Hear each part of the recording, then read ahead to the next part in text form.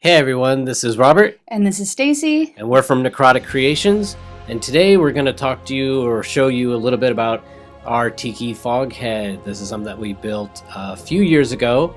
And so, Stacy, kind of walk us through some of the steps that you're doing right now in order to create this Tiki Fog Head. Well, right now you can see that I'm moving incredibly fast. I could only wish that I were that fast in real life, but time-lapse photography here is showing me blocking out the sculpt based on a sketch that we had agreed on beforehand. The drawing is actually in front of me on my table, and you can see me glancing up from time to time to reference the picture that we had, drawn out ahead of time. So, Stacy, what kind of clay are you using at this point? This is called Wed Clay. It's clay from Laguna Clay Company, and it is called Wed Clay, not wet, but Wed, W-E-D, and it is named after Disney because the Imagineers at Disneyland needed a clay that didn't dry out really fast when they were building some of the things at Disneyland. This is the clay that Laguna came up with for them, and they named it Wed, or W-E-D, for Walter Elias Disney.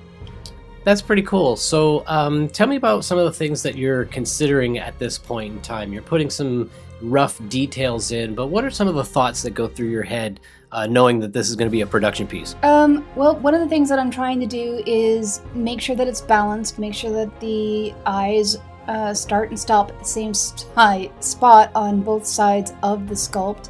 It's constantly referencing, whether it's crooked or not.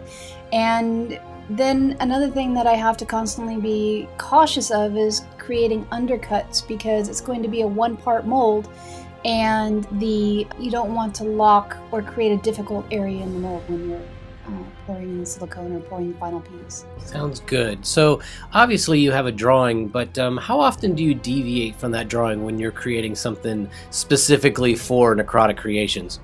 For this one, it was actually pretty spot on. I think the drawing was pretty close to what we had agreed on in the first place.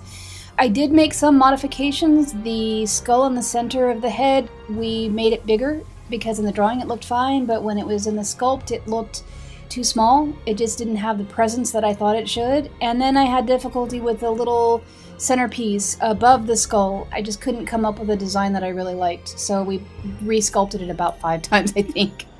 Well, it certainly looks good at this point. So at this point in time, the sculpture is not finished. There's still details to work out. There is the undercuts to deal with. And then we can proceed to part 2, which would be making the mother mold. That'll be on the next video right after this. So at this point in time, we'd like to thank you for tuning in. Thank you very much. And make sure you go visit us at www.necroticcreations.com.